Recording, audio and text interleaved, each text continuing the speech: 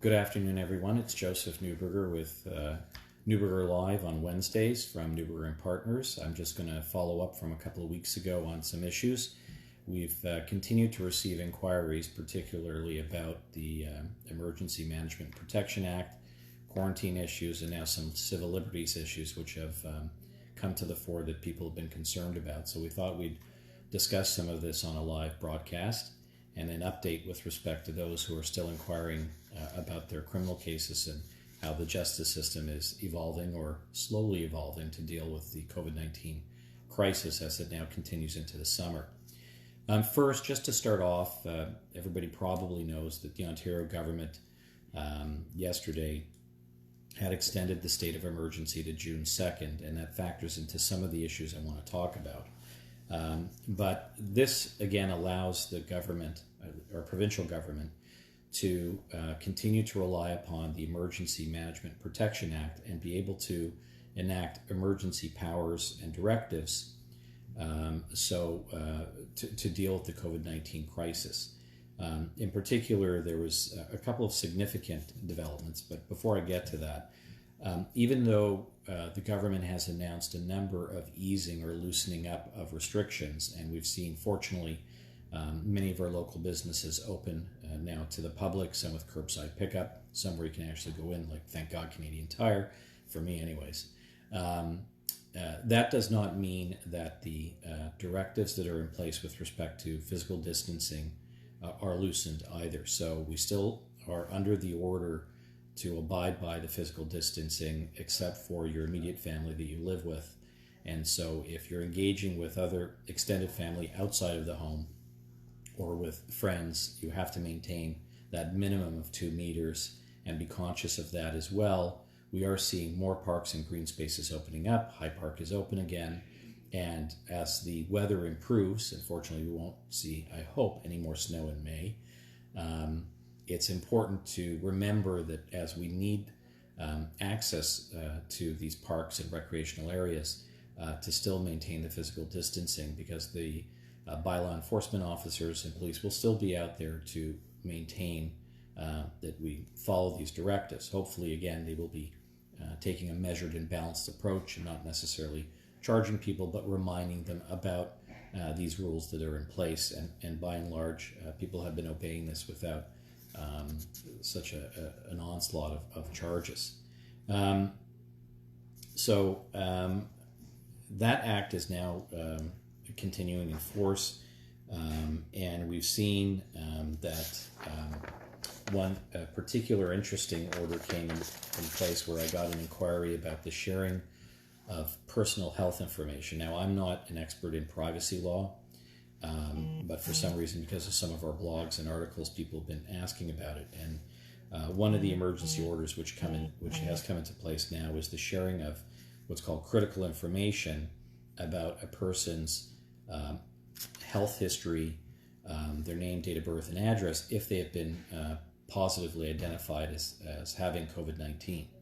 And you may conclude that this is important so that we can follow these individuals, do tracing to ensure that we identify people they've been in contact with and test them, but also protect the public and those who are vulnerable, and that's true. And generally when we talk about civil liberties, and there's been a lot of discussion now from our own Civil Liberties Association, but generally when we talk about the balancing of these incursions on our own civil liberties, including giving up personal data, self-isolating, very restricted movements and mobility within our own cities and province, it's the giving up of freedoms as a product of goodwill in a pandemic, with a balance of a general understanding that we're trying to limit the impact of COVID-19 and its risk. That said, there's now becoming a little bit more tension that I'm reading about and concerns that are being expressed about the infringement on our mobility rights. There's a little bit of tension about whether you can go to your own cottage, even if you're just staying at your cottage and not shopping locally or coming in touch with anybody. Worshiping in a communal setting, even sitting on a bench in a park. And these become more poignant issues as the weather gets better, and people have now been in essentially a lockdown for over 2 months and are antsy about getting out into the community. And so we have to start to rethink this a little bit. But to go back to this recent order, there has been an order in place where this information is being shared with police authorities, first responders like firefighters and paramedics, and there is no clear, that I can tell right now, protocol for how this information will be purged from the system once this emergency measure is no longer needed. And we have to be concerned, and we have to keep a watch on this to ensure that these powers and powers that are enacted to share this information is very limited and used in only limited circumstances, and does not criminalize health issues or conduct. And it's different than health authorities following up when it's police authorities. So I raised that as an issue, and people have asked about it, but it is in place. Information is being shared, and it is of people who have been identified positively with COVID-19. There's another issue arising that we've spoken about and knew about, the sharing of information about cell phone data. But in Alberta, for example, there is the contact tracing app, and it's voluntary at the moment. We've seen this in other countries around the world. It may be something that will come out in Ontario and Quebec, given the fact that those are two very high centers of this pandemic. And that is calling into question and issues that have arisen out of concerns about downloading that app and giving the access to the government, and hence all authorities within government, and how they will use that information, their ability to trace and follow you. Look, I mean, there's positives to it from a health perspective, that we need to protect the vulnerable, and this pandemic is something which is unusual. It has severe consequences, and healthy people have passed away from this. So we have to take this very seriously. That said, we're getting to a point now where I think after 2 months of this, we have to really take a hard look as to where we are in, as they say, getting that curve down, getting this under control, but really looking at the resources we have within our hospitals. If they are not overstretched, if they are not overwhelmed, and we have the medical capability to help, then we have to balance with it the restrictions on our rights and our liberties, and start to pull back on some of these measures so that we don't have a prolonged incursion into these rights, and we as a population will have the ability to have more access to the community, but also protect our private information, which I think is important. Some people will relish at the idea that this information is given to the authorities and they have the ability to trace and protect, but it's always not a good thing. I get the same thing in criminal law, where people say, well, if you have nothing to hide, why do police need a search warrant? Well, there's really good reasons for that. Similarly, although we're dealing with a pandemic, there are good reasons why, without these emergency measures necessary, this type of data should no longer be shared, should be purged, and we should start to pull back or rein in the use of private information. And this also flows into another question that I had received about how is it that certain enforcement of emergency directives are disproportionate across the country. And that's because there's no national response. This is a local response. What's happening in Ontario or Toronto or Montreal may be quite different than the Maritimes. And so a province that has a very low count of cases and fortunately low count of deaths may be able to open up much easier and ease restrictions, and therefore not have emergency measures in place. But there is no uniformity across the country, but that's from an understandable perspective. But once the hotspots, as we can say, unfortunately in Canada it's not out of control by any stretch of the means, once they come really well under control, and we're starting to see that now, again, I emphasize, as far as the people who've been concerned about this and those who are interested in it, that there needs to be a pullback, and we need to have government accountable to make sure they're doing that. And that's why it's important for our legislature to be open, for questions to be asked of the government by opposition, for this to be debated publicly, and the same within Parliament when it comes to how we're going to be dealing with larger issues. Not that this is really within my bailiwick, but there is discussion, because there's some concerns about the United States and what's our life going to look like going forward. Negotiations, I think, are going on right now with the United States about the border being closed at least till the 21st of June, and that's for obvious reasons because the situation down south is different than it is in Canada. But eventually we're going to have to grasp how we're going to deal with opening our borders to non-essential travel and having more and more flights come into the country and sort of normalizing this situation. So that's going to come into play, and then what powers are going to be given to border security, to our border security agencies, both at airports and at our borders. I've touched on the issue of sharing of privacy and COVID-19. It's just an interesting point that I was reading with somebody who asked me a question about the sharing of personal data. Is that there's some reports of the Privacy Commissioner not being in great favor of the sharing of information with law enforcement, but it's happened and it's in place, so we just have to keep a check on that. Now, with respect to our general area of practice, which is criminal law, it's still a changing landscape, and many of our clients have been continually contacting us, and I'm again very thankful to the help from my staff, who my partners, my associates and staff have been in the office working and social distancing, and we have safety measures implemented here, and we're doing a lot by remote.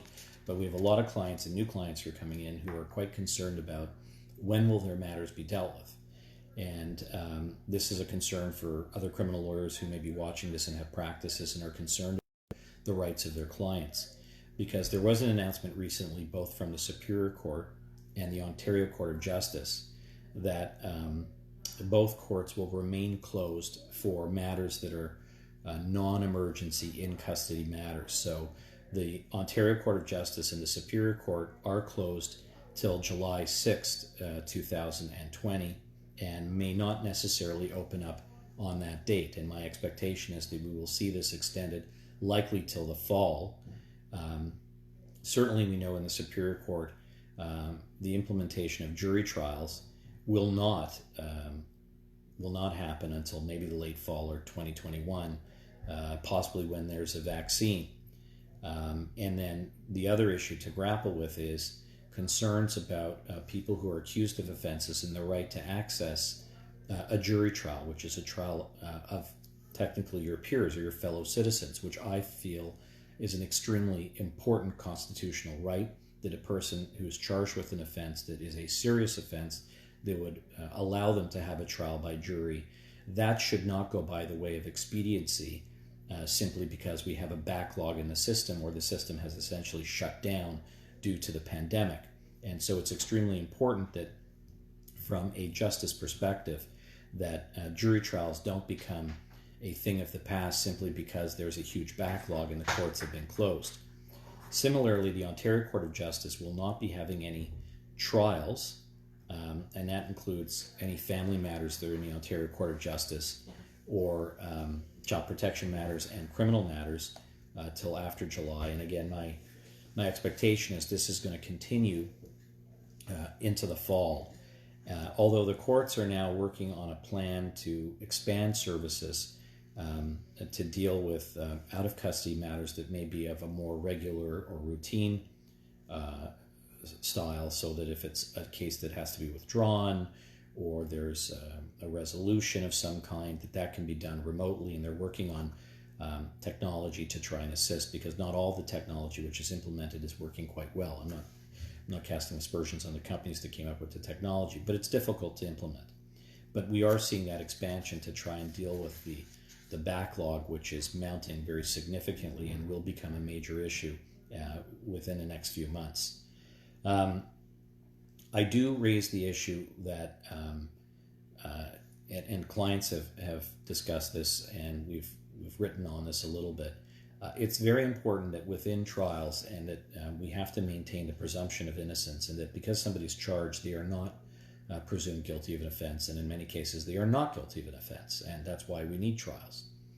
And it's very important that, and I think we maintain the principle that I think moving to a completely virtual format for trials is impossible, because the ability for a court to be reminded that a human life is in front of them, where their liberty is at stake, and frankly, their life is at stake because of the implications of any type of finding of guilt, is important that that person's in the courtroom with the judge or the jury. And similarly, that the ability to examine evidence where it's contested, such as cross-examination, whether it's a witness or a complainant or an accused testifying and being cross-examined by the Crown, is maintained in a situation where there is direct access and not through a screen on your computer. And so this is something that we're going to have to grapple with going forward, as maybe a vaccine is around the corner, but we'll have to try and find a way to put in resources to the system so that trials will be able to get up and going. But for now, the courts are down until July 6th, and my prediction is we're looking at the fall as well for that. Emergency bails continue, and there are releases from custody for people on parole, and that's to lessen the prison population in order to curb the spread of COVID-19. We have not seen a corresponding increase because there are more people on bail with respect to crime, although frankly, break-and-enters have been going up across the country, and if you have your Amazon package coming to the front of your house, you better have some eyes on it because there are people going around and taking them, so you got to be very careful about that. This leads me to something that's interesting that's happened, and we're not involved in this, but there are some stats coming out now where within our federal prison system, there have been 2 deaths of inmates due to the virus, and about 330 inmates. And this again puts at risk not only the inmates, but the correctional workers and their families. And there is now a lawsuit launched in Ontario about a human rights violation because the social distancing, you can imagine, is very hard in correctional facilities. And the idea is to give parole to those who can get parole, and free up space so that there will be less people in certain parts, we call them ranges, and possibly have not only the correctional workers but the inmates as well receive PPE supplies so that they can protect themselves, because as other people get added to the population of jails, and that does happen on an ongoing basis, they need protection too. And as I've said a number of times, a civil society is judged by how we deal with many, including the most vulnerable and those who are the offenders in our society. So it's very important that we maintain this level of civility. But, as we go forward, we may need to rethink what incarceration is for as a tool in the criminal justice process. Is it something that should be a matter of last resort? Should we go back to a broader range of conditional sentences? Are there more alternative ways to deal with people who are being charged with offenses? Because even though charges are ongoing, as I mentioned before, there's a large amount of trials that have been canceled, and we're talking thousands. And those are now adjourned at some point to be dealt with, either to be maybe resolved in a creative way, maybe set down for trial. But these numbers are going to put incredible pressure on a system that already has a very fractured infrastructure and not enough funding. And I think we're going to have to think about a little bit of how we can employ more alternative solutions to deal with some of the cases and divert them out of the system and be more proactive and not take an approach which is more punitive than necessary, even though many think this is a way to deter others. It really, in my experience, in some cases it is. In some cases where people are found guilty beyond a reasonable doubt and the crimes are very serious, you need some sort of a response that's denunciatory of the offense. But many other cases cry out for a much more inspiring way to deal with them.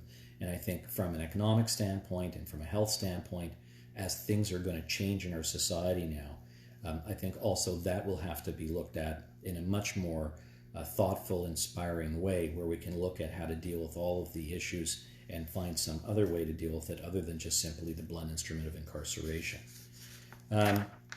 I think I've covered the topics that has run across my table and computer that's been asked by a number of individuals. I just want to thank again my staff who've been working really diligently through the past 2 months, and they've had issues with respect to childcare, managing their own sanity by being home and working remote and trying to work with the technology. And there are clients who are very anxious about their cases, and so we've been working very hard to try and maintain a real balance with respect to helping everybody, but making sure that rural health and safety is in place. And so I just want to thank my staff very much for their assistance.